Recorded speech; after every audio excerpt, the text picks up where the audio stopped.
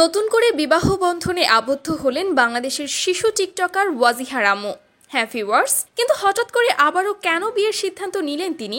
চলুন ঘটনার বিস্তারিত কাহিনী জেনে নেওয়া যাক। সম্প্রতি ওয়াজিহার আম্মু তার ফেসবুক ওয়ালে একটি ভিডিও পোস্ট করেছে, যেখানে তার মেহেদি রাঙা হাতে আধো কোণে সাজা লুকটি রীতিমতো ভাইরাল। শুধু তাই নয়, অন্যদিকে টিকটকার শামিমা অমি এবং শিশু শিল্পী দিশামণিদেরকেও দেখা গিয়েছে ওয়াজিহার মায়ের বিয়েতে তারা উপস্থিত ছিলেন। ওয়াজিহার মা দীর্ঘ 7 বছর পর ওয়াজিহার বাবাকে নতুন করে বিয়ে করেছে এবং তাদের বিয়েতে উপস্থিত ছিল জনপ্রিয় টিকটকার শামিমা অমি এবং দিশামণি সহ দিশামণির মা। কিন্তু প্রশ্ন হলো, হঠাৎ এত বছর পর তারা বিয়ের সিদ্ধান্ত কেন নিল?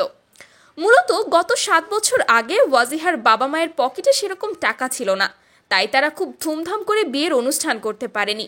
তাই তো 7 বছর পর ওয়াজিহার দিকে তাকিয়ে একটু সচ্ছলতা ফিরতেই আবারও ধুমধাম করে বিয়ের অনুষ্ঠান সেরে ফেললো তারা।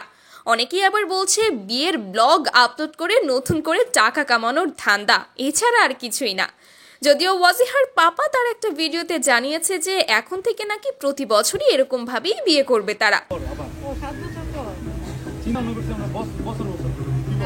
যদিও এটা ইসলামে পুরোপুরি নিষিদ্ধ। সে যাই হোক ভিউয়ার্স, ওয়াজিহার বাবা মার নতুন করে বিয়ের বিষয়টাকে আপনারা কেমন চোখে দেখছেন সেটা অবশ্যই কমেন্ট করে জানাতে ভুলবেন না কিন্তু।